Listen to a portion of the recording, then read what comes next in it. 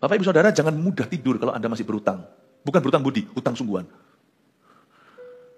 Jangan uang besar, uang kecil juga jangan gampangin orang. Misalnya pas lagi, aduh dompetnya ketinggalan, lalu ditalangi dulu sama teman. Mungkin lagi makan atau lagi mau beli sesuatu. Kalau mau beli sesuatu tahan, pulang ambil dompet dulu, balik lagi jangan gampangin uang orang. Kalau itu tidak dompetmu, bukan uangmu. Jangan, gak apa-apa lah, bayarin dulu lalu lupa. Zaman sekarang kan lucu. Biasanya yang dipiutangi itu yang lupa untuk mengembalikan. Dan yang menghutangi itu biasanya, yang berhutang itu lebih garang.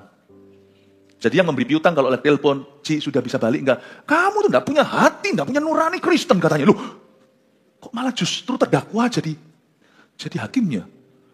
Bukankah ayat berkata siapa berhutang, dia adalah budak pada siapa yang mengutangi.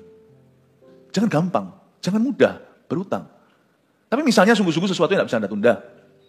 Ya, misalnya Anda benar-benar tidak bisa Anda tunda. Ada orang yang talangi, ada orang yang memberikan dulu. Sekalipun itu hutang sama tukang parkir, jangan kau tidur malam itu.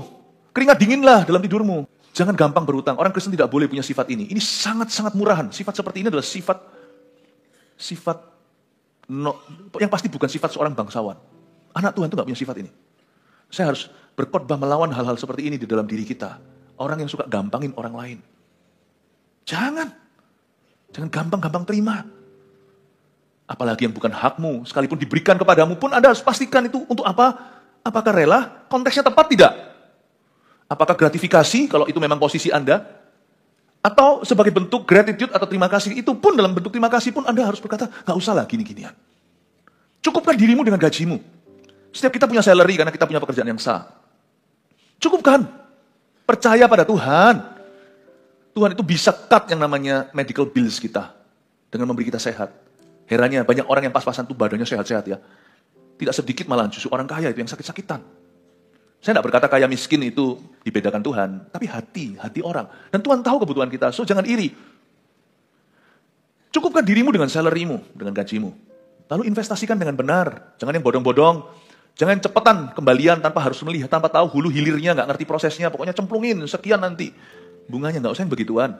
Nggak usah main yang terlalu resiko spekulatif. Nggak usah ingin jadi kaya semalam. Simpan tabung sesuatu yang holds value, sesuatu yang bisa mempertahankan nilai itu, bahkan bisa bertambah pelan-pelan. Kekayaan yang cepat didapat, nanti juga cepat hilang.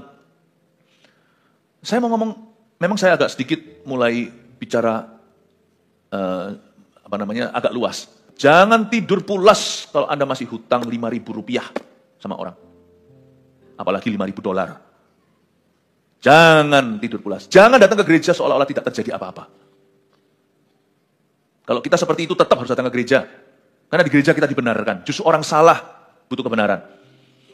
Justru orang sakit butuh tabib.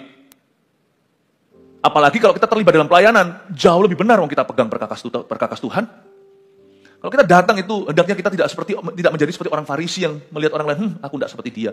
Tapi seperti pemungut cukai itu yang tepuk-tepuk dadanya. Datanglah, sekalipun dalam doa ketika semua sembahyang, kita menundukkan diri kepada Tuhan, aku tidak layak. Datanglah, tapi rasalah tidak layak. Karena aku pernah larikan uang orang. Hai Sakius, kembaliin uang orang itu. Jangan kita berada di gereja bertindak seolah-olah nothing is happening. Lalu kita berkata, puji Tuhan, betapa munafiknya.